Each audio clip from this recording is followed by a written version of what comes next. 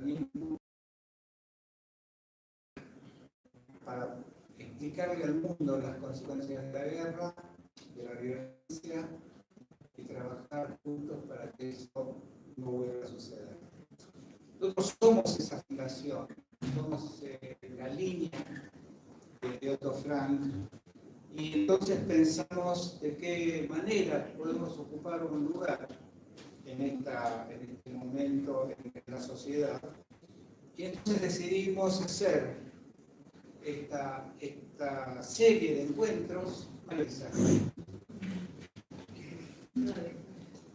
Adelante, adelante.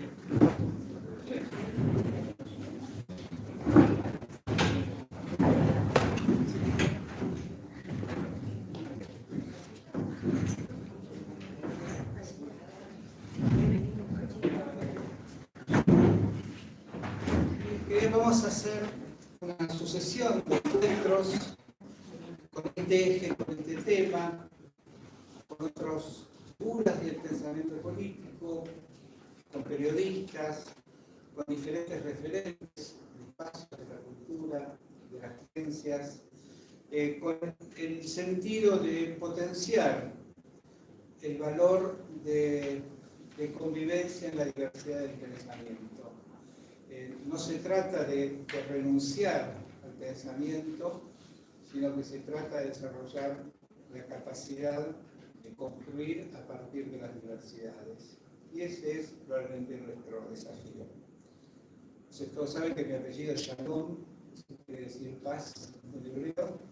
Soy pacifista por razones genéticas, entonces tuve que habitar mis genes. Y hemos aprendido que convocar a la guerra es fácil, demonizar un enemigo, construir un enemigo, hacer de un enemigo alguien potente, un enemigo frágil no le sirve, quieren hacer la guerra, entonces en el discurso el enemigo tiene que ser poderoso y es fácil convocar a la guerra. En cambio, construir paz es un proceso complejo, porque siempre la paz se construye con enemigos, y eso obliga a inteligencia, creatividad, capacidad, empatía, construir confianza donde fue destruida.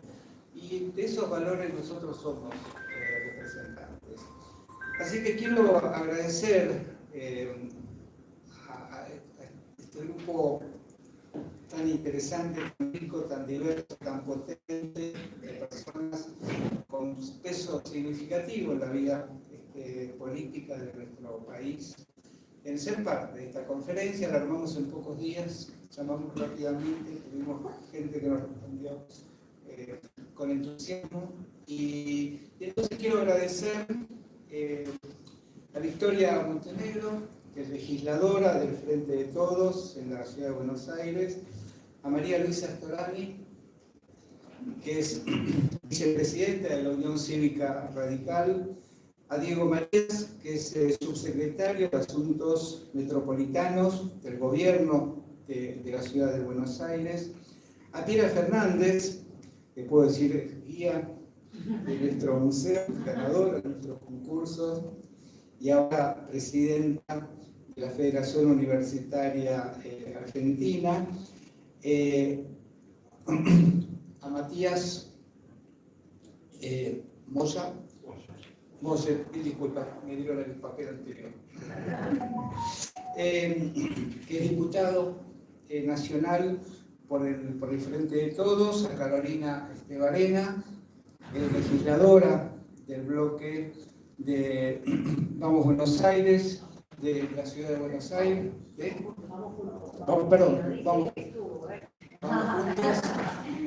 Vamos Juntos, de la Ciudad de Buenos Aires, y Ignacio Hernández, miembro del director del Fondo Nacional de las Artes.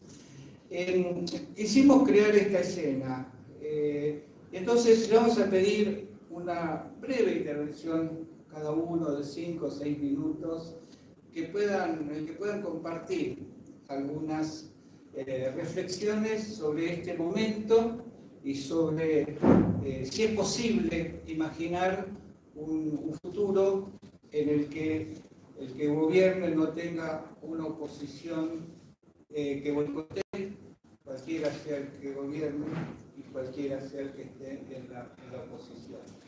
Así que esta es la pregunta. Diego, ¿te podemos pedir que des los primeros pasos?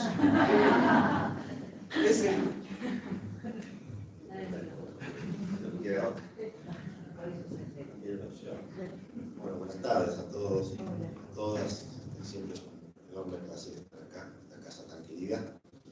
Y también es un honor compartir esta mesa, este panel con gente que conozco, con compañeros de ruta. La verdad que es un privilegio hoy acá. Es importante dividirlo a romper el hielo, porque es un tema súper complejo, con infinidad de aristas y posibilidades, y podemos estar horas discutiendo el discurso del odio, cómo se combate el discurso del odio, cómo se origina el discurso del odio, pero como Héctor nos ha dicho que tenemos 5 minutos o 7.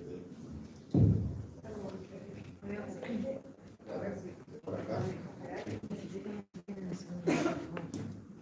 Solamente decir que esto de nuevo, esto de los discursos del odio, seguramente con el afloramiento y con la masificación incluso de las redes sociales, hoy es muy fácil insultar, hoy es muy fácil putear, hoy es muy fácil denostar, humillar, cualquier acción comunicativa que tienda justamente a estigmatizar, a deshumanizar, a minimizar al ser humano por su pensamiento político, por su condición de las redes sociales, entonces es muy fácil justamente utilizar masivamente, a veces incluso desde el anonimato, se uno puede insultar y agraviar desde la cara misma, lo cual es que de ahí se prende esa mecha, se prende esa chispa, donde por supuesto la conversación tiende a ser cada vez más virulenta, cada vez más agresiva, es un estado conversacional, digo, si cabe el término, entonces es muy difícil debatir, de racionalizar cuando hay tanto enojo, cuando hay tanta furia, y encima asistimos a un momento, una realidad que favorece o fagocita o promueve justamente este tipo de discursos, este tipo de conversaciones violentas. Yo leí el otro día un informe de la Universidad de San Martín que está en el rango de los millennials y los centennials, casi un 30% de los más jóvenes, ¿no? que son los que más promueven, ¿no? por ahí o incitan al discurso del odio. Principalmente era muy fácil, o sería muy fácil o simple decir, culpa de ellos, son ellos, un poco los jóvenes, el espejo de la sociedad, pues, también a todos nosotros, ¿no? A los que tenemos por ahí responsabilidades políticas, dirigenciales, comunicativas, los que tienen posibilidad de ser una columna de opinión en un diario, estar en un programa de televisión, hablar desde un escenario, desde un partido político, de una banca. Nosotros tenemos la mayor responsabilidad de lo que nos pasa como sociedad, porque somos nosotros los que estamos todo el tiempo estos malos ejemplos de esta agresión constante, de insulto por el insulto, de esta agresión porque otro piensa distinto, porque no piensa como yo, esta tendencia que tenemos de cancelar al otro todo el tiempo, que la sociedad es por nosotros y ellos, porque ellos nosotros no estamos, de manera de construir un proyecto nacional, un proyecto de país, de ojo, cada uno de su lugar, de su visión, de su mirada, de su ideología, pero no hay manera de construir un nacional si no entendemos que no vamos a cancelar, ni vamos a silenciar, ni vamos a apartar la voz del otro porque simplemente piensa distinto. No hay una hegemonía de pensamiento, no hay un monopolio de pensamiento, hay diversidad, hay diferencias. Y la Argentina, que todos vivimos, muchos queremos ir viviendo, es un gran fracaso colectivo. Es un gran fracaso colectivo. Estamos como estamos, porque se ven 40 años de malas decisiones, de malos dirigentes, de malas políticas, y la mochila esta nos cargamos todos. El que diga esta mochila perdida es que no entendió nada. No se llega a este punto en el que estamos hoy en la sociedad, si todos hicimos un poquito para que nos pongamos hoy. Entonces, yo digo que los discursos del odio, como para ir cerrando y terminar, en realidad es algo que tendremos que ir desarmando. No va a ser fácil, no es fácil porque hay una sociedad propensa justamente a este famoso sesgo de confirmación, ¿no? Que realmente de televisión en las noches. ¿No? Si uno mira un canal, hay una vía de pensamiento muy clara, muy precisa, que tiene que humanizar minimizar, demonizar, silenciar y destrozar al otro como sea, y si uno cambia 4 o 5 años para atrás, para encontrar el número del otro lado. Que ve eso tiene un claro ejemplo de una sociedad fragmentada, dividida, donde impera el discurso del odio. Pero tenemos que trabajar sobre eso. Y tenemos responsabilidad, que las tenemos, no podemos eludir, podemos hacernos cargo del presente, pero mucho más de nuestro futuro. Como decía recién Héctor, había que gobernar en este país y conducir una preparación por los próximos 4 años. No importa quién sea ni de dónde venga. Yo tengo claro que así no va más. Así no se puede más. Entonces, a veces uno tiene la posibilidad de apagar el televisor y irse a otro lado, ¿no? Pero tampoco es la solución. Se reproduce, se viraliza, se va a dar una bola cada vez más grande. Entonces, en algún punto alguien tiene que decir basta, tiene que imperar la razón, tiene que imperar la conciencia y la sensación de que todos nos merecemos un país, una sociedad mejor. Y en especial que me preocupó mucho este dato de los más jóvenes, de los que tienen 24 o 40 años, ¿no? Algo están recibiendo, algo están viendo, algo les está llegando, y me parece que ahí hay que trabajar mucho, porque todavía tenemos la obligación, la responsabilidad de que sean mejores dirigentes, mejores funcionarios, mejores políticos, mejores seres humanos. Y si lo que siguen recibiendo justamente el odio de los dos lados, ¿no? De los 3 lados, eso no importa, la verdad que no les estamos haciendo ningún favor ni a ellos, ni a nuestro país. Y como siempre pasan muchas cosas, a veces hay que tocar fondo para no rebotar y volver a salir. Pero estamos en un momento bisagra donde estamos tocando fondo como sociedad. Hay un quiebre, hay un agujero en el tejido social profundo de la Argentina, alimentado por todos aquellos que se sirven justamente de la segregación, de la grieta, de la fragmentación. Hay gente a la que le sirve esto, hay gente que esto hace un negocio, es una forma de vida. Y la verdad es que esto que decía del sesgo de confirmación, ¿no? Es ver o confirmar que hay otro que odia tanto o más que yo, ¿no? Pero nunca cabe como un programa para escuchar que está del otro lado odia igual que odio yo, ¿no? O estigmatiza igual que lo odio. Entonces ahí confirmo que somos muchos o somos varios. Bueno, creo que somos muy pocos afortunadamente en Argentina, por esos pocos hacen ruido, mucho ruido. Nuestra obligación a callar, mitigar esos ruidos y bregar por una sociedad más inclusiva, de consagración nacional. Y me parece que parte de lo que tenemos que hacer todos es entender que los discursos son un verdadero problema, un verdadero flagelo. No podemos soslayar esto ni relativizar. Son cosas de los jóvenes, o de algunos locos, o de algunos periodistas, o de algunos dirigentes. Esto penetra muy fuerte en el tejido social, se va propagando, y como decía antes, las redes, los nuevos medios de comunicación, que no hacen más que favorecer esto en un ambiente que es muy difícil también regular, auditar, o sea, siempre esta cosa de la libertad de expresión, la imposibilidad de que alguien regule o modere, hace que se pueda decir como decir cualquier cosa, cualquiera, todo el tiempo, desde el anonimato. Bueno, la responsabilidad que estamos acá es indelegable y muy necesaria, y me parece que está bueno que hablemos de esto hoy, sobre la tarde, aunque se esté jugando la Champions, porque es más importante esto, mucho más importante esto, muchas gracias.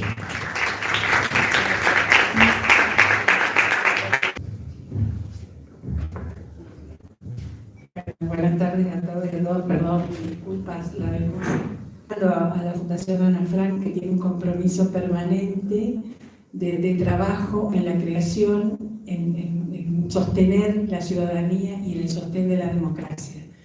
Y este tema que ha tomado no es un tema menor, mi antecesor lo habló de hoy en día, es algo espantoso, pero también desde el punto de vista de lo que han sido generalmente las discriminaciones de género y de la diversidad sexual. Yo no digo una minoría, pero sí hay ciudadanas y ciudadanos discriminados solantes que tienen que ver al respecto, que tienen que ver también con las discriminaciones y la xenofobia.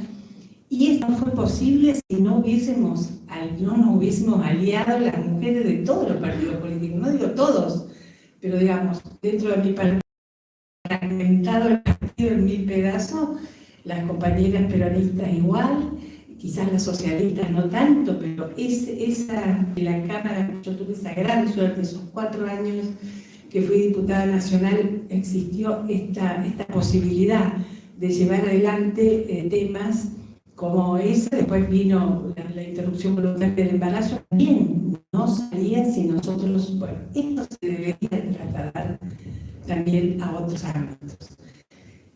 La verdad que yo veo, digamos, sobre todo ahora que estamos en cierre de listas, tenemos el cierre de alianzas el miércoles, tenemos la cierre, bueno, las candidaturas y demás. Y esto estamos viviendo con tanta profundidad, tener un terrible, una pobreza, bueno, discriminaciones.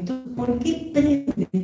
¿Por qué aprovecha él este momento de la ciudadanía argentina, este momento tan sensible para insultar, para buscar el odio, para crecer políticamente, con un discurso falso, mentiroso, absolutamente mentiroso, porque no es liberal, es ultraderecha? Entonces, se instala como moneda corriente y se instala también, yo les digo, lo que ha hecho Milei en cuanto a discursos de ni hablar de las contrincantes mujeres de otros partidos políticos. El violencia de género política, llevamos el caso de Milei solo de él, que no son, digamos, qué triste acá, la verdad, mientras se está viviendo este momento, con lo que hemos avanzado, porque de la letra escrita estamos en el primer mundo, pero no. La campaña de Alfonsín y el cierre de otros candidatos, el cierre en la provincia de Buenos Aires con algunas cuestiones muy descalificatorias, y casi Alfonsín. Digamos, todos estábamos súper heridos con los tránsfugas, con los represores, y queríamos, la mayoría de nosotros, votarlos y matarlos. Porque si uno ha perdido un hijo, ha desaparecido un nieto, ¿qué más quiere una venganza? Y en esto quiero reflexionar siempre lo que dice Graciela Fernández Mejide, que fue su primera etapa. Ella quería encontrar al que desapareció su hijo para matarlo, para herirlo, y con el transcurso del tiempo de que ella no iba a poder hacer nunca eso, y ella vuelve a trabajar por los derechos humanos, por la reflexión. Dice, yo lo voy a meter preso. No sabe cuál fue el represor de su hijo, no lo sabe, pero sí ha dedicado su vida. Y yo creo que, digamos, si uno, ¿qué hubiese pasado después de la represión si nosotros exacerbábamos a la búsqueda de los culpables, de ojo por ojo, diente por diente? ¿Qué hubiese ocurrido? Sin embargo, existió el abrazo también Perón-Baldín, existieron otros abrazos políticos que nos llevó a transitar esa primera etapa difícil de Argentina.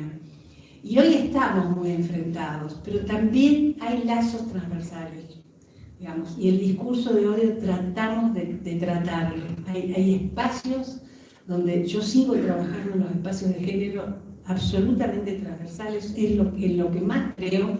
A pesar de que soy vicepresidenta del Partido Radical, y hoy tenemos muchísimos problemas dentro de nuestro frente, Cambiemos. Pero, digamos, soy de las reflexivas, soy justamente de las que señalo esto. Lo digo que soy porque hay mucha gente que también lo es.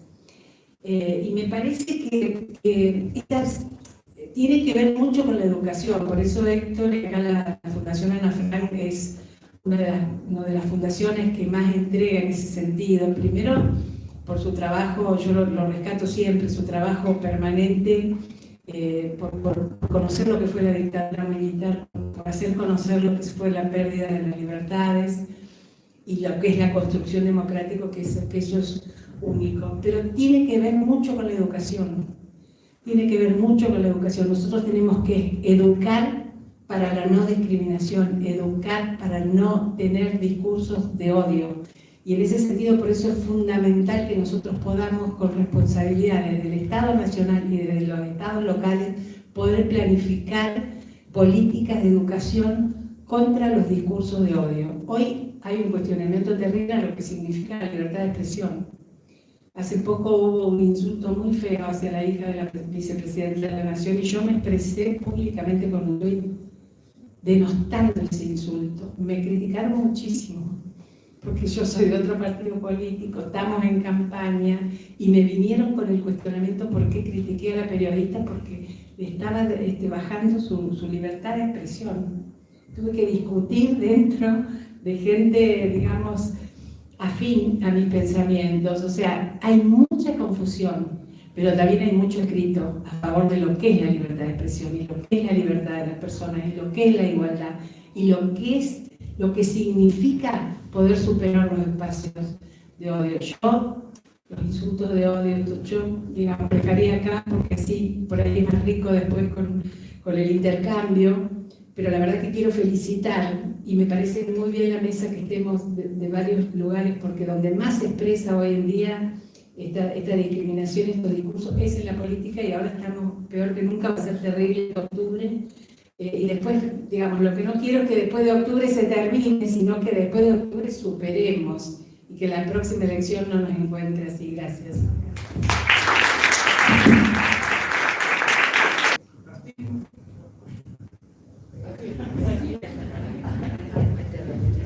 Sí, no me daba cuenta.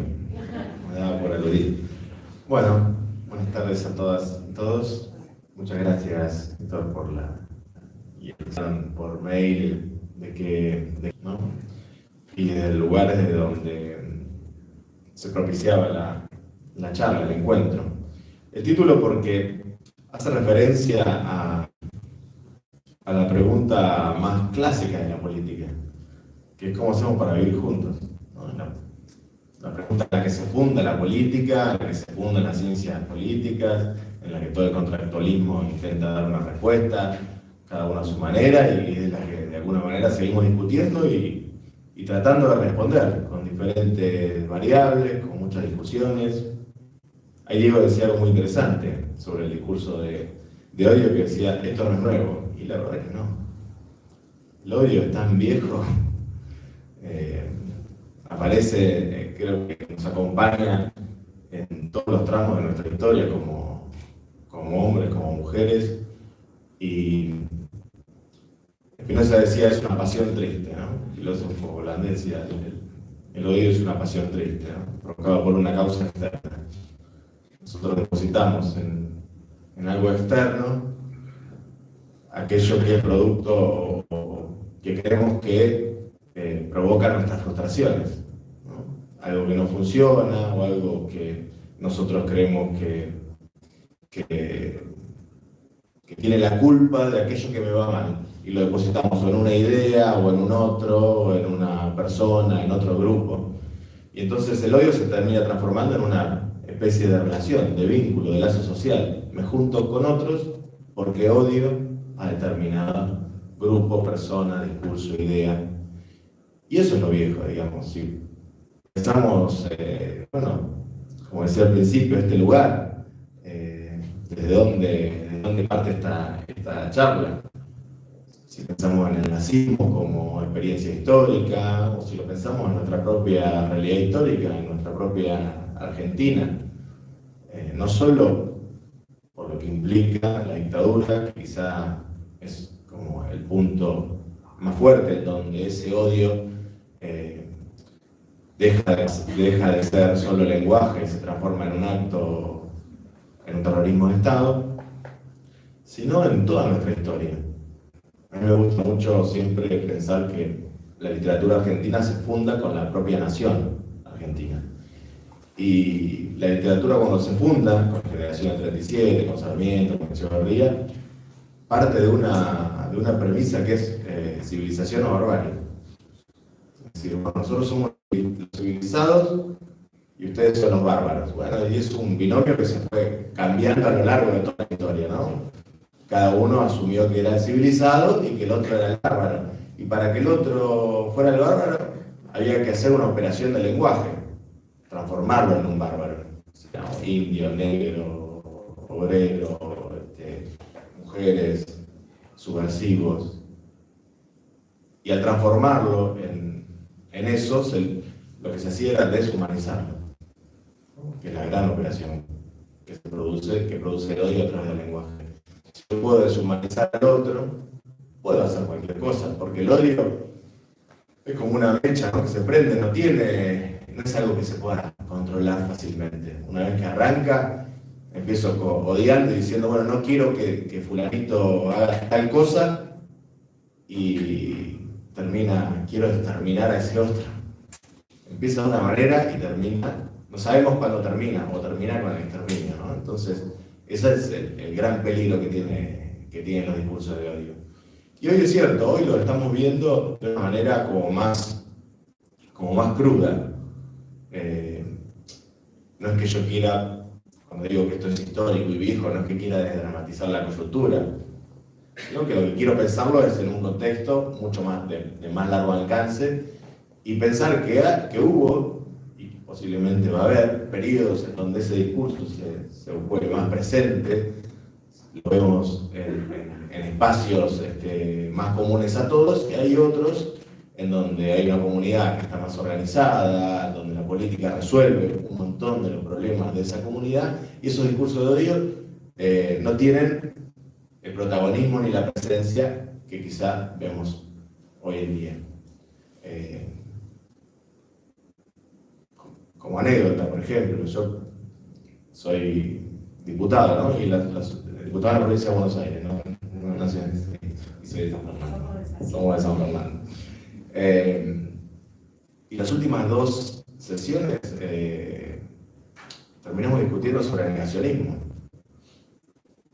Cuestiones que uno creía, yo cuando empecé a militar en Buenos Aires, empecé a militar en Hijos, y allá por el 94.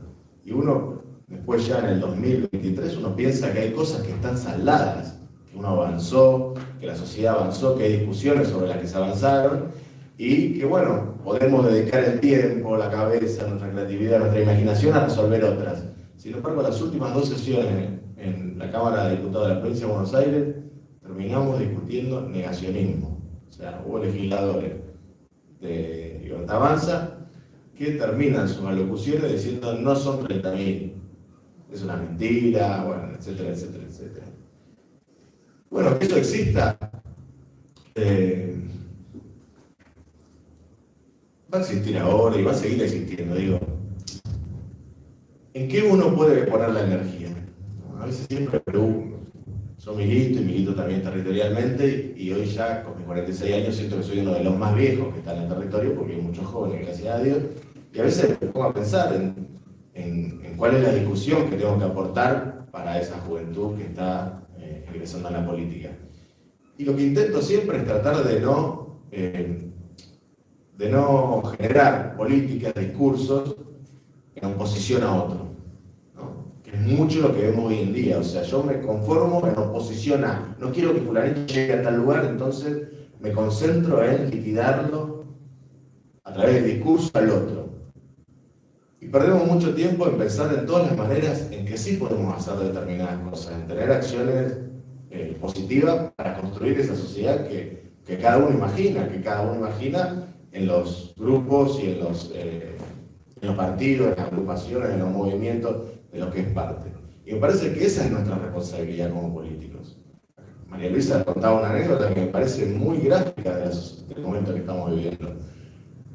Un político, sea de donde sea, saluda porque hubo algún problema o se pone en el lugar o es empático con un político o política de otra agrupación, y todos los comentarios que hay después en las redes sociales te salen a castigar. Digo, uno ¿qué va a hacer? ¿Va a decir, no, tenemos que cerrar las redes sociales? No, las redes sociales van a seguir existiendo y aquellos que odian van a seguir existiendo. El tema es qué hacemos nosotros con eso. La responsabilidad la tenemos nosotros. O sea, si yo entonces todas las acciones, como político, todas las acciones que van a venir después, es porque tengo miedo que mis seguidores o los seguidores que son de mi partido político, de mi agrupación, me estén castigando porque tomé determinada decisión, entonces estamos liquidados. Antes de empezar.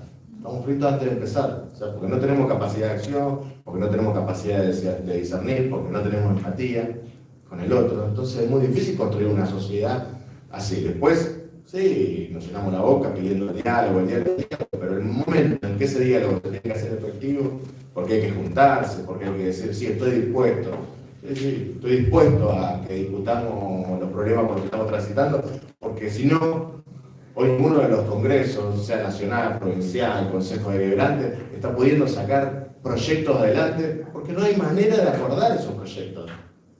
Y no son proyectos de un movimiento político, de un partido político o de un gobierno. Son proyectos de la comunidad, que hacen al beneficio de toda la comunidad. Entonces, que las fuerzas políticas no estén dispuestas a acordar proyectos legislativos, porque sus seguidores les pueden después caer y eso va a afectar su medición en una encuesta, en un cierre de lista, bueno, sí, hay mucho futuro. Por eso creo que la responsabilidad la tenemos nosotros, desdramatizando la cuestión del odio, porque como dije, es algo que nos acompaña y nos va a acompañar constantemente.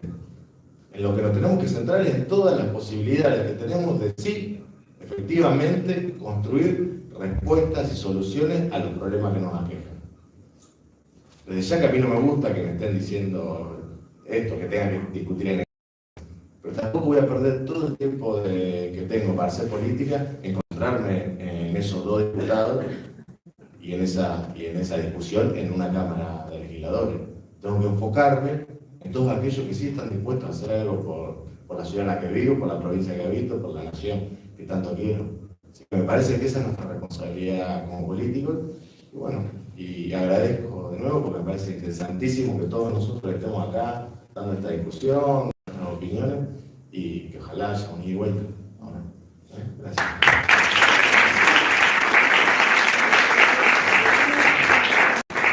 Hola.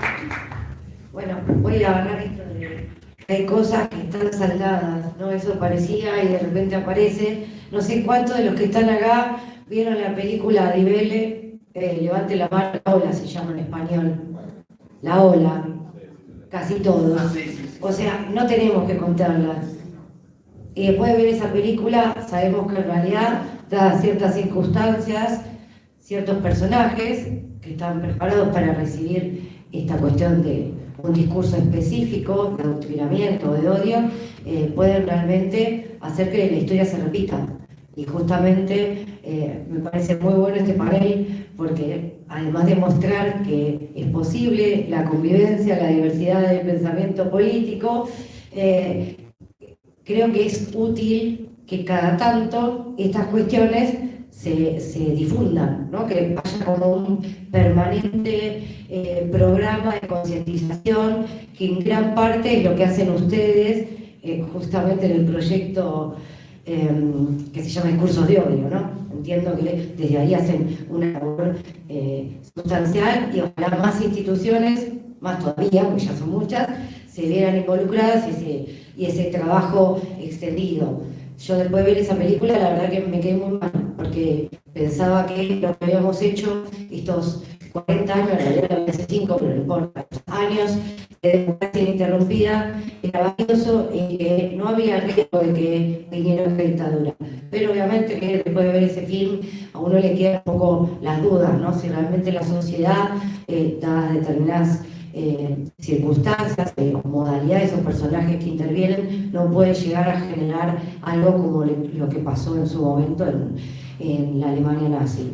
Así que, bueno, los que no la vieron, véanla. Los que la vieron no les digo que la vean de vuelta porque va a ser doblemente deprimente. Y yo justamente, como no quería traer algo deprimente o que nos dijera, uy, qué mal que estábamos, no es que está mal lo que dijeron, pero me gusta ser como pragmática, creo que es práctica, y traer cuestiones específicas que pueden llegar a colaborar para que contrarrestemos esos discursos de odio, si bien obviamente que ya la voluntad en la arena política hace mucho, o sea, los políticos que no queremos engancharnos en eso, reproducirlo, no lo hacemos, pero parte del guante lo tenemos que recoger, que no en muchas ocasiones decimos esto está mal. O sea, a veces sí uno sale a contestar, pero otras veces la dejamos pasar, tal vez porque por momentos es un tedio, es incómodo, también está esto de qué van a decir si yo le contesto a fulano, y estaba pensando también en los discursos nuestros, ¿no? Porque el discurso de odio no es respecto de los políticos los que hacemos solamente en el recinto, como se dijo antes, es lo que ponemos en las redes, y lo que decimos en los medios.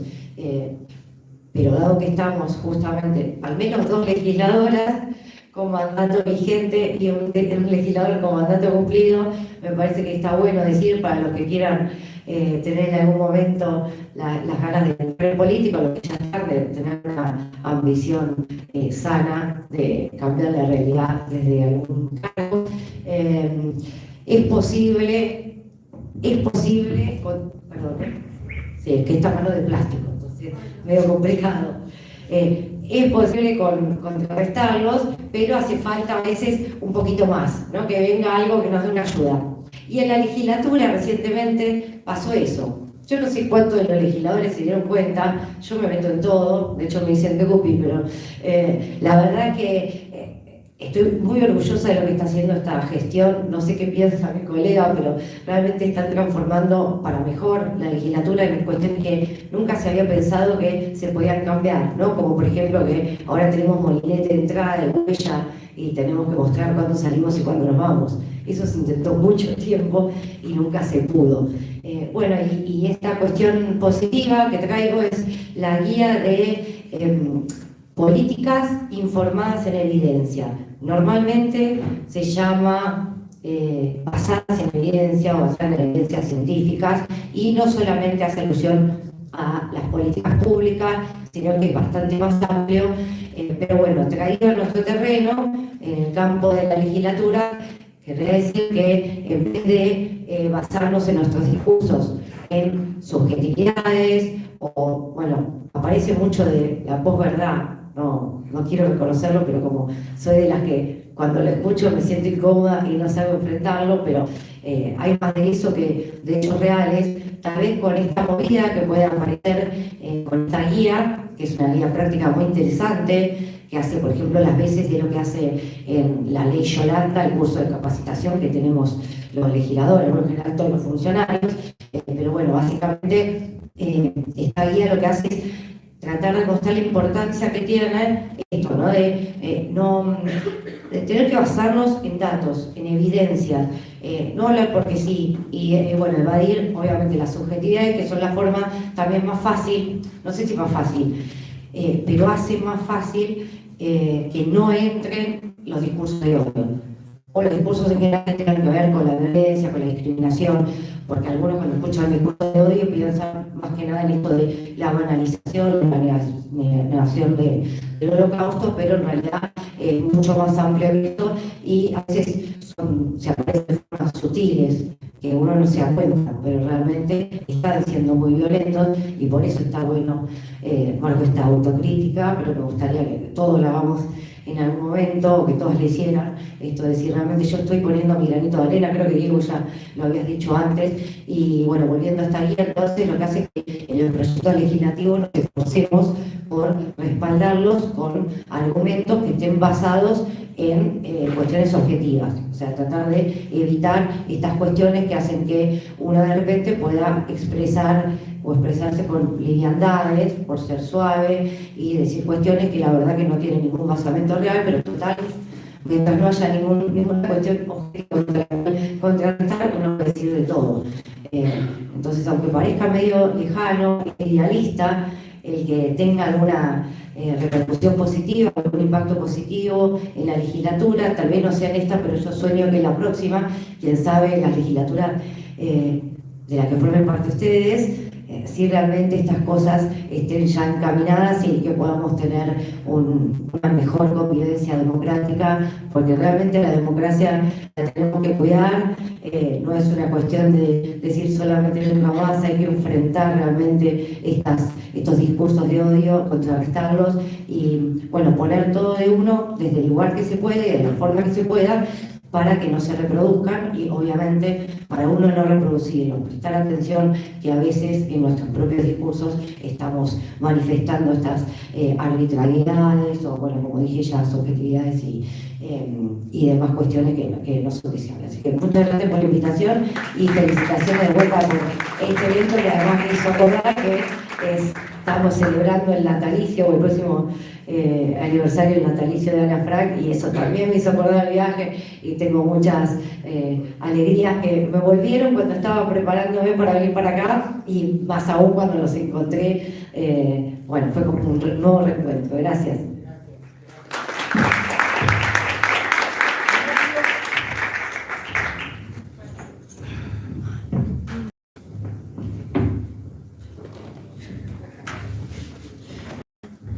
Gracias, Héctor, por la invitación. Para mí es un honor, también, alegría compartir este panel.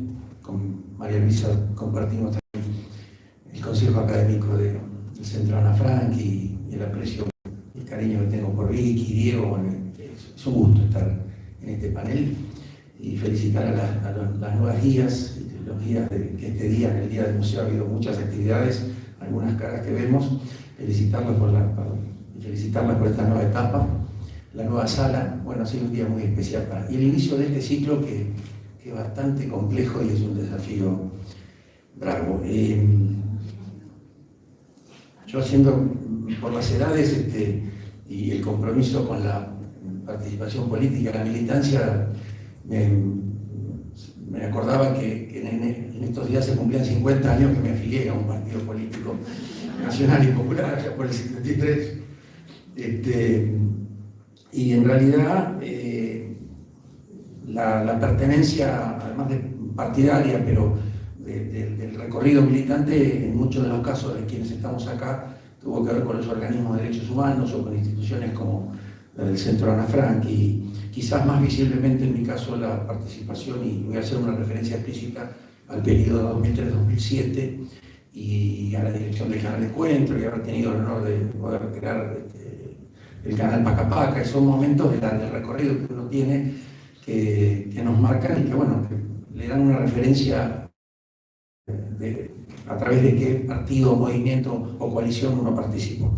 Creo que me planteé dos cuestiones, dar algunos ejemplos, y creo que también me pareció muy oportuna la referencia de María Luisa a todo el movimiento feminista y a las luchas en el caso de los derechos de las mujeres. Me parece muy oportuno.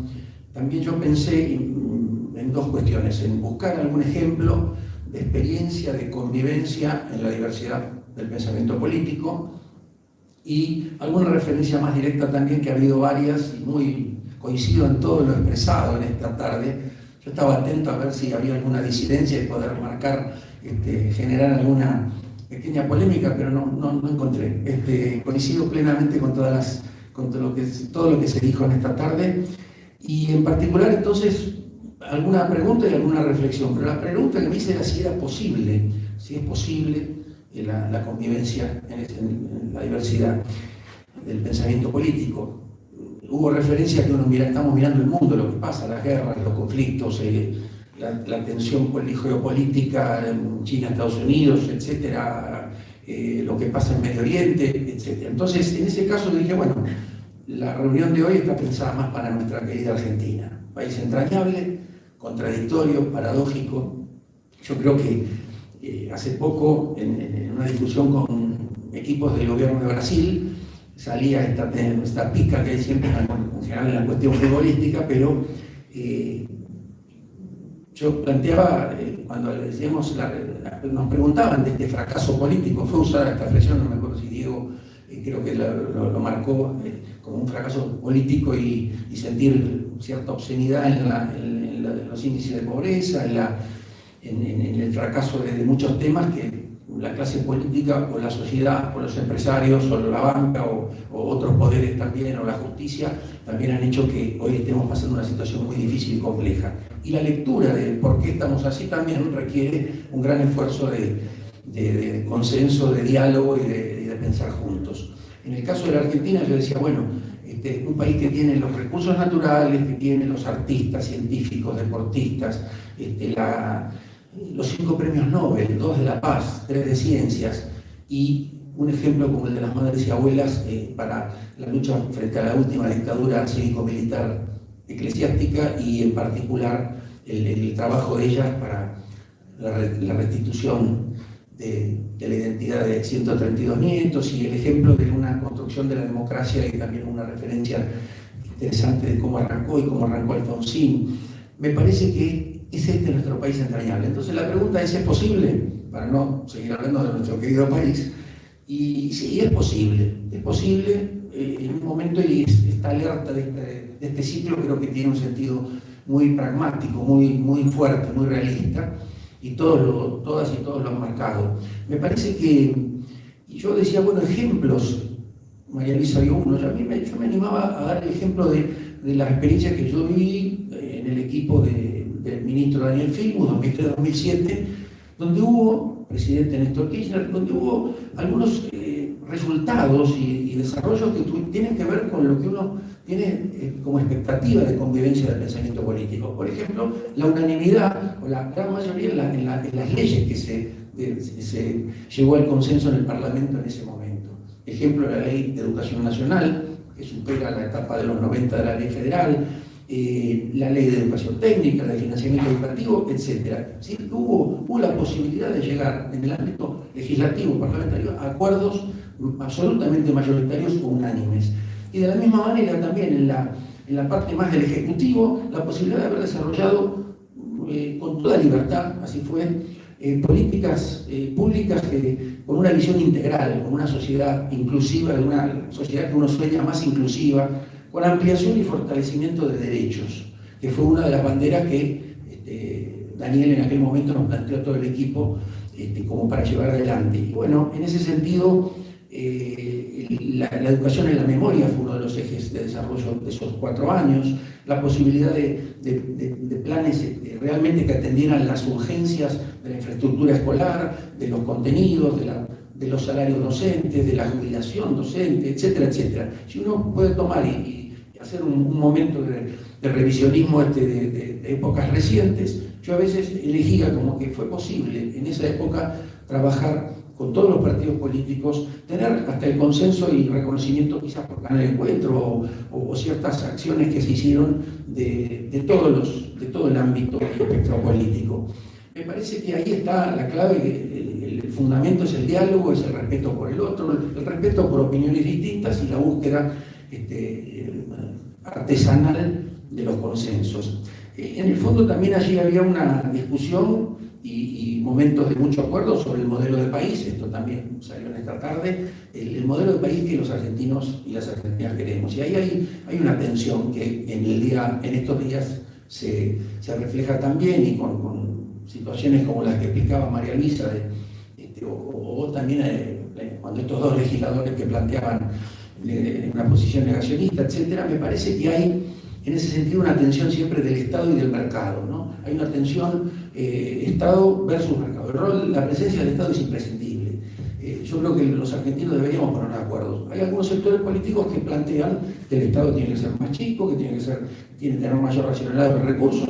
Hay que estudiar y discutir y verlo, pero el rol del Estado para los que más lo necesitan, para las minorías, para lo desigual que es el interior, la ruralidad en la Argentina, el NOA, NEA o ciertas zonas de la misma Patagonia, ahí hay muchísimas desigualdades y el Estado tiene que estar presente para trabajar en esa compensación. Me parece que ese trasfondo está reflejado, y una sugerencia bibliográfica para los más jóvenes también en mucha bibliografía, pero en aquel momento nosotros trabajábamos de cerca con Juan Carlos Tedesco, querido amigo que recordamos siempre, y bueno, uno de sus libros, El Nuevo Pacto Educativo, planteaba en el marco de esas transformaciones este desafío que no era ya hablar de explotador y explotado, sino de los excluidos, los que quedaban excluidos de los derechos en una sociedad si no tenía una política pública de carácter inclusivo, que trabajara por la convivencia, por la participación, y también con esa perspectiva de educación en la memoria. Bueno, también aparecieron en ese momento una fuerza de la integración regional, también cuestionada por algunos, a veces, sectores políticos o líderes políticos. La integración regional creo que va a ser también importante para las soluciones que Argentina busque. Creo que, bueno, y la otra cuestión que planteaba era más intentar responder con algún ejemplo, la pregunta si era posible esa convivencia en la diversidad del pensamiento político. También pensé en 2 o 3 autores que me referían a un tema central en los discursos de odio, que es el poder. El poder está cruzado y atraviesa todas nuestros problemas y las cuestiones en el ámbito de lo electoral hasta el propio desarrollo de políticas públicas. Por supuesto que el gran desafío es que esas políticas sean políticas de Estado y que esas políticas de Estado permitan la continuidad y el mejoramiento de todos los empresarios desarrollados. En este sentido pensé en tres referencias. Lo que es en el poder desde Michel Foucault, que la mayoría habrán leído, y cuando él habla de la materialidad del discurso. Él da el ejemplo a veces que si entra alguien aquí y dice fuego, fuego, probablemente saldríamos todos corriendo, o si en un avión alguien dice el avión se cae, hay que eliminar la mitad de las personas y habría alguno que rápidamente arroja por la ventana un viejo, una vieja, y bueno, esa cosa del ser humano a veces... Entonces, esa presión lo planteaba Héctor en el comienzo. Los discursos de odio y esa material de discursos son los que han fomentado y llegado a situaciones trágicas como genocidios o como los terrorismos de Estado en América Latina. Me parece que en este punto, también para no deprimirnos, Delors y la Comisión Delors y la ONU juntos. Y por ahí pasa mucho de este desafío y del planteo de la convivencia en la diversidad del pensamiento político. Me parece, tercero, una referencia más sobre el poder y dónde está el poder. Y bueno, todos sabemos que el poder real está en la banca, en la justicia, en los empresarios, en las multinacionales, en el gobierno también, que tiene un rol a veces que uno imagina, a veces el imaginario colectivo hace como que el gobierno es bueno, hay un entramado de poderes reales muy bravo. Pero Feyerabend, un autor que compartíamos hace poco, en el 85, en el CBC, en la cátedra de Tardías, me agarró el viejazo. Acá me tocó estar con todas y todos jóvenes. Bueno, el punto de Feyerabend, Paul Feyerabend, si no lo tienen, imperdible, Tratado contra el método, pero el por qué no Platón, para hacer una síntesis de un renglón, plantea que el gran poder para el futuro del mundo lo tienen los docentes, y en otro ámbito el cine, los medios audiovisuales, bueno, y aparece el tema, por supuesto, de los medios masivos de comunicación, una referencia inicial, ya digo, de las redes, y se retomó el tema. Me parece que este planteo de Feyerabend es interesante porque tenemos esperanza de que las cosas cambien, tenemos la posibilidad de encontrar una sociedad democrática con mayor diálogo, con mayor consenso, y bueno, desde las aulas, y en esto el Centro Ana Frank, como bien fue marcado, es un ejemplo en su tarea educativa, y yo creo que los docentes, los educadores, tenemos esa responsabilidad, y hay que imaginar siempre que ante estos problemas tenemos que plantearnos la dimensión educativa como una cuestión. Ayer aquí a la mañana Héctor coordinaba una reunión con el Consejo de la Magistratura y el apoyo del Centro Ana Frank va a ser poder aportar a jueces, a todos los que están en esa red de trabajo alrededor del Consejo de la Magistratura, que bien conoce Diego y Héctor planteaba ayer, la importancia de llegar a todos los ámbitos en una dimensión formativa, educativa. Todos y todas tenemos que pensar en esa educación permanente que la UNESCO planteó siempre. Bueno, ¿estoy fuera de tiempo? Sí. Bueno, para cerrar, creo que el tema del ser humano y el poder atraviesa un poco todos estos desafíos y lo bueno es que nos reunamos para pensar en el legado de Ana Frank, en Gandhi, en Mandela, en Luther King y en las abuelas y las madres, y por ahí creo que con esos ejemplos tenemos que tomar energía para seguir trabajando. Por último, creo que como fue el Día del Periodista, un minuto voy a robar, Héctor me va a perdonar seguro, me parecía interesante el tema del coraje, porque todas estas cuestiones de la política, de tal, las mujeres han dado siempre ese ejemplo y falta un tema de valentía. Yo soy miedoso, entonces yo admiro mucho el coraje de las abuelas, de las madres y de los militantes políticos y de las mujeres que luchan. Y entonces, en honor al Día del Periodista, que fue esta semana, se me ocurrió leer un renglón cortito de alguien muy querido, que dice: creo con toda ingenuidad y firmeza en el derecho de cualquier ciudadano a divulgar la verdad que conoce, por peligroso que sea. Rodolfo Walsh, ¿no? en esos días y al año del golpe la carta a la Junta Militar, y al día siguiente fue secuestrado y nunca más supimos de Rodolfo, pero nos sigue acompañando en todos estos desafíos. Y yo confío en las nuevas generaciones, en la red de jóvenes que el Centro Ana Frank lleva adelante con la OEI, confío en nuestros hijos, nuestras hijas, que están mi hija Lucía y están hijos e hijas de queridos amigos. Confiemos en las nuevas generaciones. Me parece que sembrar a través del valor de la educación es uno de los recursos que seguiremos teniendo. Y bueno, también esto en otros ámbitos, como desde el Fondo Nacional de las Artes, trabajamos por el federalismo, que es una deuda pendiente de la Argentina. También para una convivencia democrática del pensamiento político tenemos que tener muy en cuenta a toda la Argentina. El marco es Latinoamérica o el Mercosur, pero a toda la Argentina, a las provincias, y a dejar nuestro centralismo porteño un poco de lado. Gracias por la atención.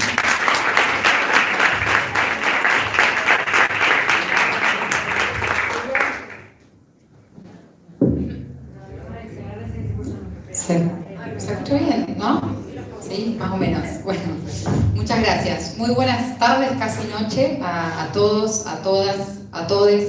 Quiero tomarme un minutito de los 5 y te prometo, Héctor, que voy a cumplir con el horario para hacer una breve mención a que para mí es realmente un honor poder estar hoy acá. Sacábamos la cuenta 10 años atrás en la ciudad de Río Cuarto por un proyecto que había traído Mercedes Storani y tuve la posibilidad de formarme como guía de Ana Frank. También tuve la posibilidad de viajar a Holanda, así que me siento como en casa. Y además no puedo dejar de mencionarlo. Para mí ser guía de Ana Frank fue constitutivo a mis 15 años de mi participación en el centro de estudiantes de mi colegio secundario. Y hoy, 10 años después, he dedicado estos 10 años a la militancia estudiantil, hoy en representación de la Federación Universitaria Argentina, pero realmente esta fundación no solamente hace un ejercicio de memoria, un ejercicio de presente, sino que también es constitutivo de los proyectos de vida de muchos jóvenes, y creo que muchos también están hoy acá sentados, así que agradecerles muchísimo por eso.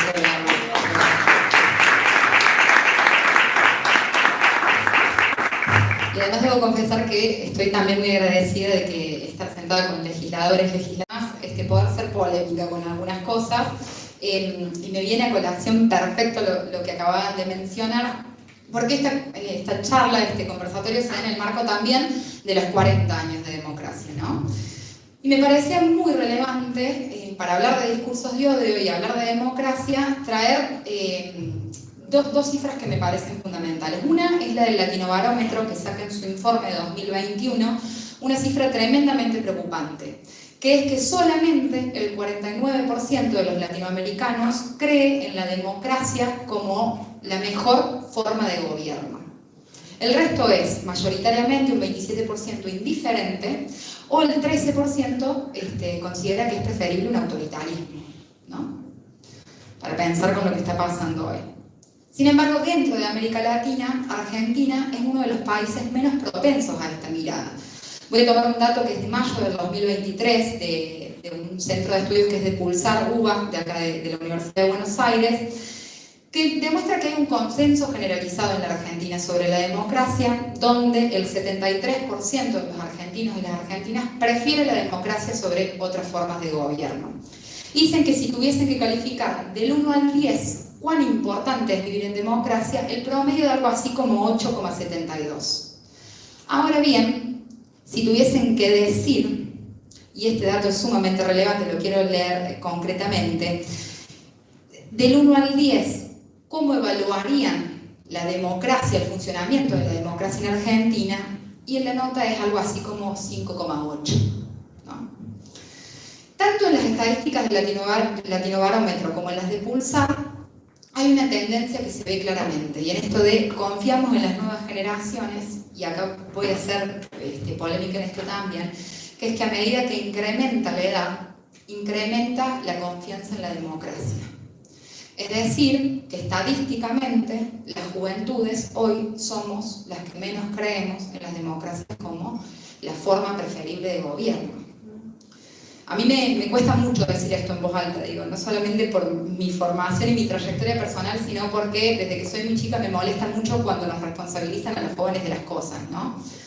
Pero quiero hacer lo contrario. Quiero decir, confiamos mucho en las nuevas generaciones, digo, pero ¿qué nos están dejando las generaciones que hoy están como proyecto de presente y como proyecto de futuro los jóvenes?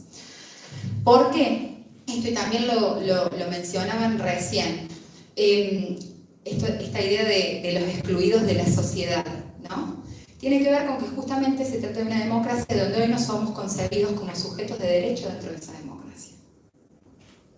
Porque hemos perdido nuestra posibilidad de proyectar el acceso a la vivienda, porque hoy los estudiantes y las estudiantes universitarias tenemos que trabajar para podernos sostener en el sistema educativo, porque hoy la pobreza impacta fundamentalmente sobre las juventudes y sobre las mujeres, porque no nos alcanza para llegar a fin de mes, porque vemos como nuestros padres, jubilados y jubiladas, tienen que seguir trabajando para llegar a fin de mes. Entonces, tampoco creo que se trate de buscar un responsable puntual, sino que claramente hay un agotamiento de las juventudes ante una dirigencia política que nos ha decepcionado.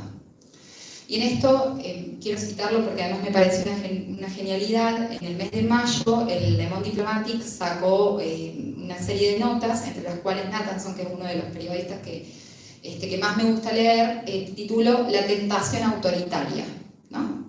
Y habla justamente de esto, ¿no? De cómo la heterogeneidad de juventudes que hoy muchas veces se ven representadas, porque esto también está demostrado dentro del proyecto político del autoritario de Javier Milei, lo hacen porque hay una rebeldía, una representación de la frustración que nos da hoy este país, que sin duda, digo, también nos enorgullece, y al que también defiendo y quiero sumar a todo lo que mencionaban recién sobre este país que nos hace sentir orgullosos, la Universidad Pública Argentina también, pero que hoy nos está dejando sin presente y sin futuro. Y si no somos capaces de decirlo en voz alta, problematizarnos y hacernos cargo del problema, seguimos siendo parte, valga la redundancia, de ese problema. Y acá el riesgo es enorme. Porque en esta posibilidad, digo, de justamente denunciar lo que nos está sucediendo, aparecen estos discursos autoritarios que tienen como característica, esto que no es nuevo, como decían recién, que es la eliminación del otro. La eliminación del otro, que es culpable, esa casta política que es un enemigo antagónico al que hay que destruir, que es real, en términos electorales es terriblemente pragmático y eficaz. Pero en términos de la degradación social que está generando en la Argentina, no hay vuelta atrás. Tenemos que ponerle un freno. Entonces, tres cuestiones que me parecen fundamentales como respuesta a estos discursos de odio para poder ir cerrando. En primer lugar, sobre la idea del otro y la supresión del otro, ¿no? A mí me gusta mucho traer a colación a Hannah Arendt, que siempre dice que la política es eso que sucede entre el hombre y el hombre, o el otro y el otro, para no utilizar la categoría de hombre exclusivamente, ¿no? Hace poco estaba leyendo un libro de Bauman que dice la búsqueda de la política, ¿no? Hay que recuperar la política como la construcción con el otro que necesariamente debe ser diferente. Construir consensos no es pensar igual. No es pensar igual, es convivir en la diversidad, y claro que es posible. Dice además Bauman que estamos, creo en primer lugar que tenemos que recuperar la política, la palabra política, el concepto de política. Vivimos, y lo escribió en los 90, en la era de la resignación, claro, en la era del individualismo, en la era de la posverdad, en la era de sin proyecto presente ni futuro, es muy fácil resignarnos. La segunda invitación que tenemos que hacernos colectivamente es a la de pensar no solamente un proyecto de país, sino la de hacer el ejercicio colectivo de definir en qué mundo queremos vivir. ¿Cuántas veces nos levantamos a la mañana y nos preguntamos, che, ¿en qué mundo quiero vivir? Dos cuestiones más que me parecen fundamentales. La primera, no solamente estaba demostrado en estas estadísticas que las juventudes eran las menos propensas a defender la democracia como modelo político, digamos, o a creer en la democracia como la mejor forma de gobierno, sino que además, a medida que incrementaban los niveles de educación y de los trayectos de formación académica, también más era la defensa de la democracia. Entonces, educación en democracia. Educación como lo hace el Centro Ana Frank y revalorizar de nuevo. No vamos a transformar la Argentina si no volvemos a recuperar, a defender y a fortalecer nuestra educación pública en todos sus niveles, que hoy está atravesando una fuerte crisis. La educación es central. Y en último lugar, para las juventudes, tengo un amigo colombiano que conoció una experiencia que dice una cosa que es hermosa, que dice que nosotros venimos al mundo a contar historias. Y que si venimos al mundo a contar historias, entonces animémonos a contar historias de transformación colectiva. Como así le pedimos a la dirigencia hoy que sea capaz de recuperar la política para recuperar la Argentina, también sepamos nosotros las juventudes que está en nuestras manos construir con los otros el modelo de país y el mundo en el que queremos vivir. Muchas gracias.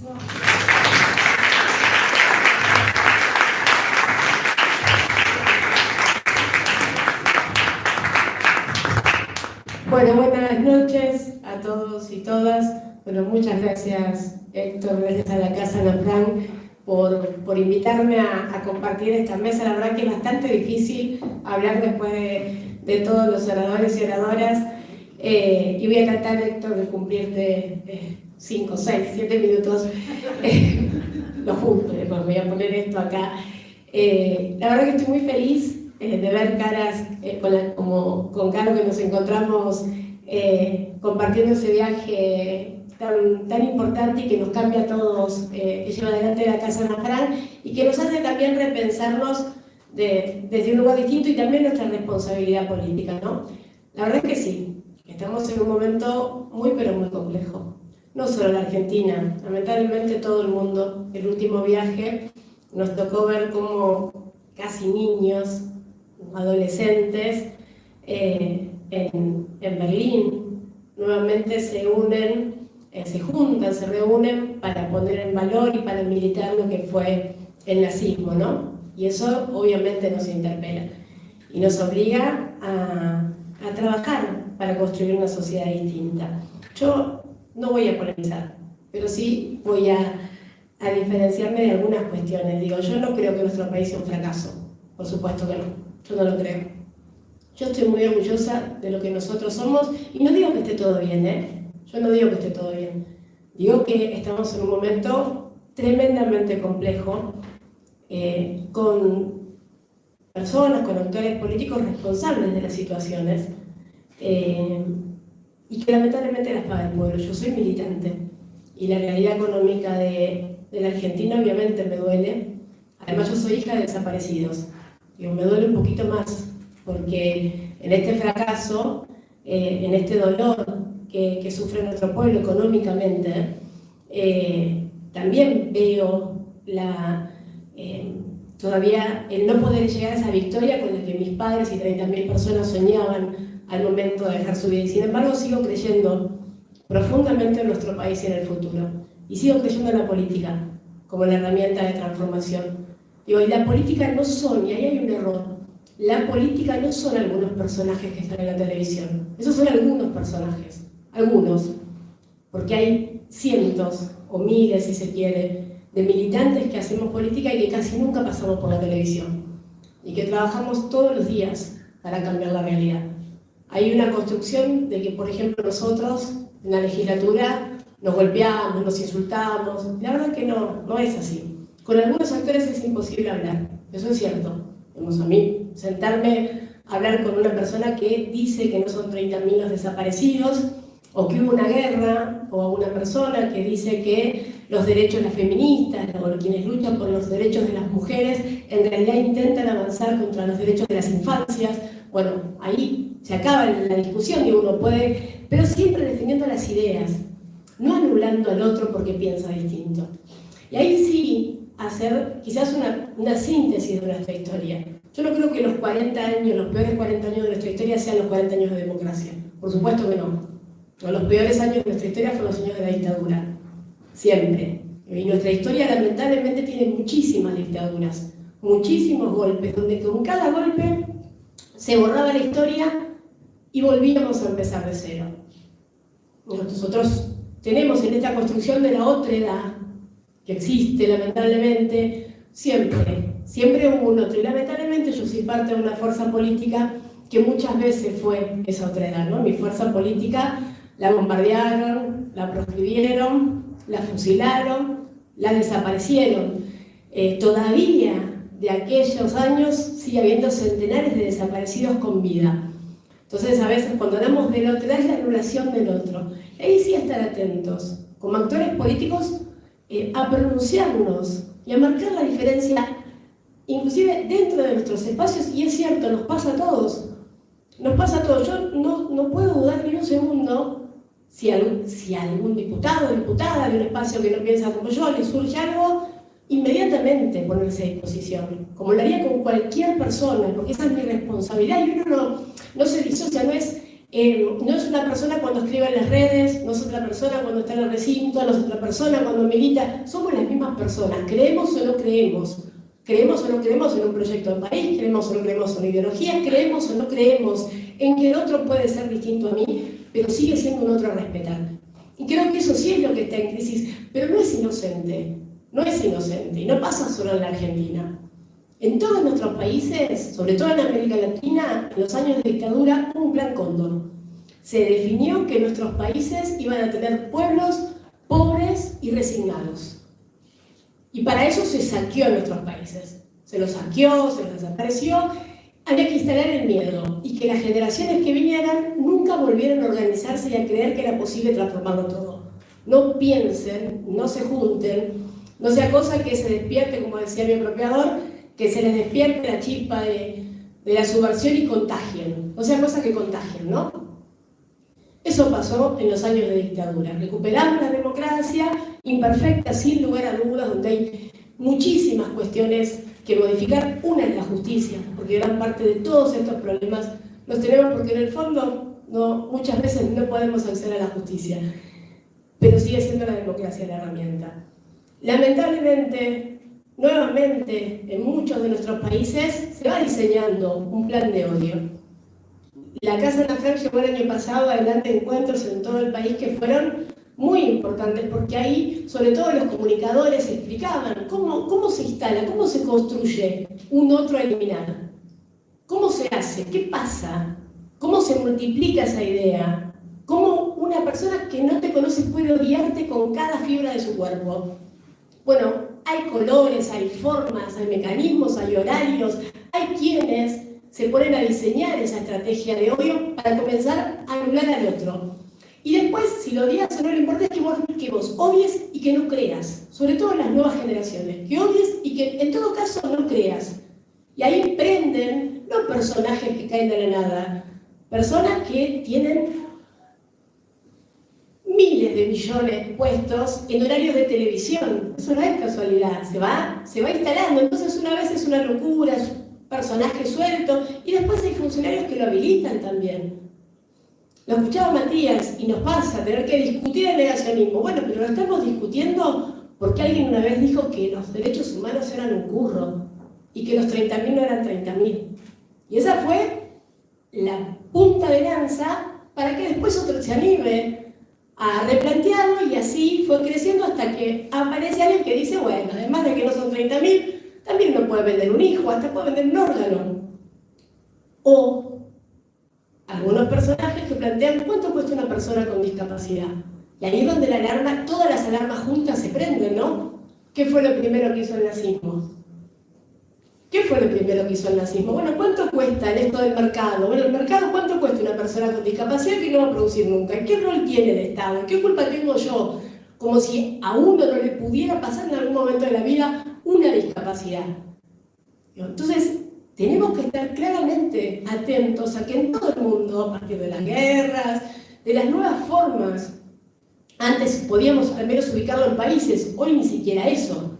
Ya no hablamos de las Fuerzas Armadas, formadas por el ejército de Estados Unidos. No, ya está. Ahora ni siquiera eso, son unos fondos económicos que van, como esas películas, ¿no? Sobrevolando los países y saqueándonos los recursos. Bueno, parece mentira, pero sí, se viene sucediendo. Entonces, ¿qué es lo que nosotros podemos hacer? Seguramente ninguno de los que estamos en esta mesa lo vamos a cambiar todo, pero sí cada uno de nosotros puede cambiar. Puede cambiar. A mí la verdad que las capacitaciones que dio la Casa Ana Frank me abrieron la cabeza muchísimo. De hecho, pudimos en la legislatura llevar adelante encuentros con TELA, con la Defensoría y armar redes, armar lazos y estar atentos, porque a veces cometemos el error sin querernos de reproducirlo. Si yo no hubiera ido, seguramente no me hubiera dado cuenta que yo también estaba reproduciendo eso. Digo, si son todos iguales, perdón, ¿no? Caro, Diego, un ejemplo, si en el PRO son todos iguales, entonces no hay matices. Porque la verdad es que no son todos iguales. Tengo que decir la verdad, no, todos no son iguales. Hay personas con las que vos podés hablar, que si te pueden ayudar, que piensan distinto. A veces vos vas con una discusión, un proyecto, ganás o perdés. A veces te puedes dar cuenta que te equivocaste, pero no son todos iguales. Como nosotros tampoco somos todos iguales. Y en esa diversidad también está la riqueza.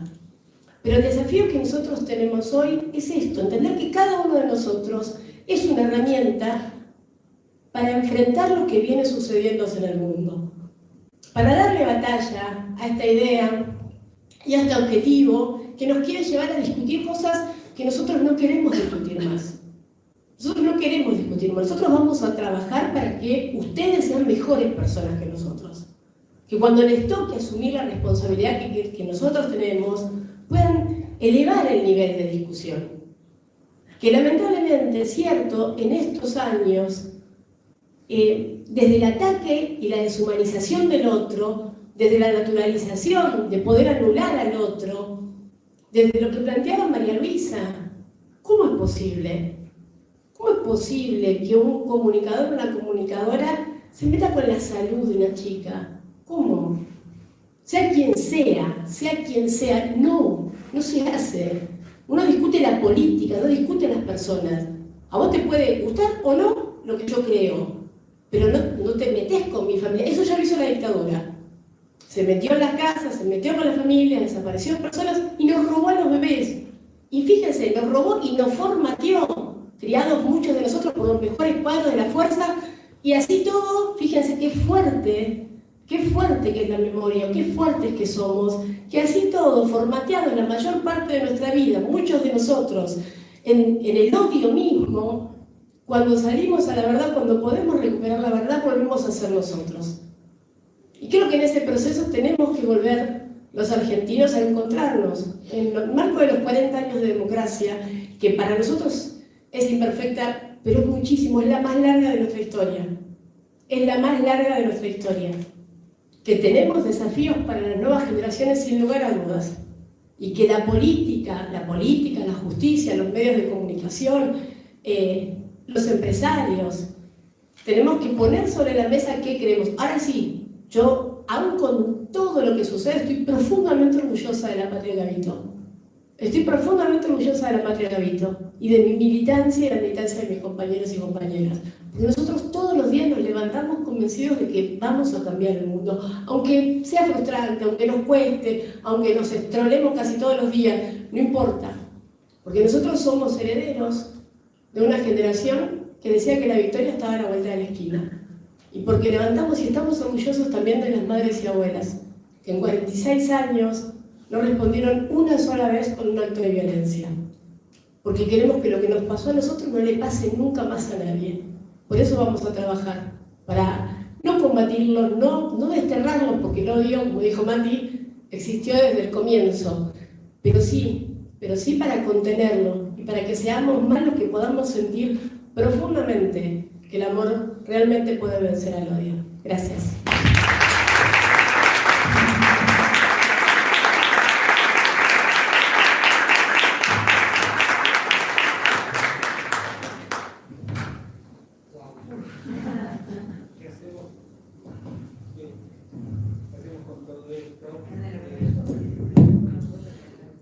Cuando nosotros pensamos la actividad y pensamos en invitar diversidad y pensamos en invitar a muchos, ¿sí? Porque queríamos, en eso es axioma de que no solo hay que tener buenas razones, sino ser muchos.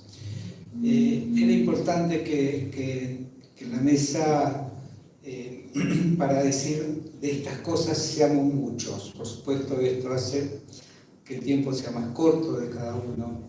Esto hace también que las intervenciones ya han sido pensadas para en poco tiempo decir cosas muy intensas. Tengo anotado muchísimo para recuperar. Probablemente el tiempo comprometido con ustedes y con todos está apoyado fuera del tiempo. Quizás recuperar algunas miradas profundamente esperanzadoras, es decir, la desesperanza es parte del discurso de odio. Desesperanzar es una estrategia, hacer que las personas sientan que no tienen nada que perder es un componente ideológico. Hacer que sientan que este país es inviable, no tiene futuro, que los jóvenes, ¿no? que planteaba también, ¿no? No tienen proyecto, no tienen sentido de vida. Me parece que es probablemente el sentido de esta mesa es estar juntos, ¿no? Radicales, gente del PRO, gente de otros sectores de Cambiemos, del Frente de Todos, digamos, poder estar en una mesa probablemente develando cuánto está hiriendo a la sociedad la incapacidad de construir consensos, ¿no? Y esta frase de construir consensos no significa renunciar a identidades, no significa, es decir, es una capacidad la de construir consensos que probablemente el discurso de odio se ha ocupado de destruir. Tiene más visibilidad alguien que dice una frase contundente, violenta, destructiva, que alguien que está dispuesto a decir, este es un tema complejo, tenemos que centrarnos en encontrar todas las variables y algunos puntos de encuentro. En ese sentido, nosotros trabajamos tanto con jóvenes, esto es también algo que se va reproduciendo, ¿no? Es mejor visto aquel que puede resolver a las trompadas algo que aquel que dice, ¿por qué no conversamos de qué nos pasó? Es la debilidad, parecería ser que el que busca consenso es un sujeto frágil, es un sujeto débil, es un sujeto que no está dispuesto a trabajar por sus principios. La verdad que yo quiero agradecerles profundamente el esfuerzo de venir con la final de la Champions y el esfuerzo de estar acá con poco tiempo para cada uno, pero bueno, lo hemos transmitido por nuestro YouTube, por nuestro streaming. Vamos a tener manera de difundir esta foto, esta imagen y este texto en el que cada uno de ustedes fue aportando a 40 años de democracia, 24 años del natalicio de Ana Frank, que el desafío es sostener una democracia esperanzadora, ¿no? Que no es negar la realidad, que no es negar las dificultades. Lamentablemente hay que aceptar que la desesperanza da pasos para atrás y lo que creíamos que ya no era un tema discutible vuelve a ser discutido. Los cultores del odio son provocadores y saben de provocar. Quienes trabajamos con una visión más positiva, educativa, no tenemos que dejarnos llevar por los provocadores. Entre las cosas que hemos hecho estos 2 años, hemos creado un manual de intervención en redes sociales para intervenir frente a los discursos de odio. Y probablemente la consigna es muy simple: no respondas a las provocaciones, construir contenidos, ¿no? ¿Qué es un desaparecido? ¿Qué implica un nieto un bebé apropiado. Construyamos contenidos para evitar que las redes sociales y los jóvenes a los que se refería con estadísticas preocupantes, Piera, no compren violencia. Pero probablemente nosotros hemos regalado también las redes sociales a los cultores del odio. Querría ver mucho más todos los organismos que propician democracia y derechos humanos construyendo contenidos en redes en forma multiplicada, y probablemente vamos a poder vincularnos con un gran sector de la población, un gran sector de jóvenes que han quedado expulsados de las redes por no ser consumidores de odio. Bueno, no hay cómo cerrar porque está abierto. Me quedaría con el valor de estar sentados juntos, con el valor de que justamente la capacidad de convivir en la diversidad es un fortalecedor de las identidades y no es un debilitador de las identidades. Y en ese sentido, solo sujetos con identidades claras pueden conversar con otros sin necesidad de agredirlo, sin necesidad de construir un otro para destruirlo. Esto suele pasar, las identidades frágiles necesitan tener enemigos fuertes, es una manera de decir yo no sé quién soy, pero soy el no otro, ¿no? Y esto es en política usado con absoluta intencionalidad, y estamos siendo testigos de sujetos que en la más absoluta mediocridad solo construyen capital político, denigrando, destruyendo, estigmatizando. Y ahí es donde nosotros necesitamos transitar juntos. Muchas gracias, Ignacio, grande María Luisa, genia siempre. Matías, te digo bien ahora, Matías, muchas gracias, disculpa, que acá hay gente muy cercana también a nosotros y que trabaja cotidianamente en esto que hacemos juntos, el Centro Ana Frank. Y Piera, me emocionó volver a verte y me dio mucho placer que estés con nosotros y verte cuánto creciste. Muchas gracias a todos.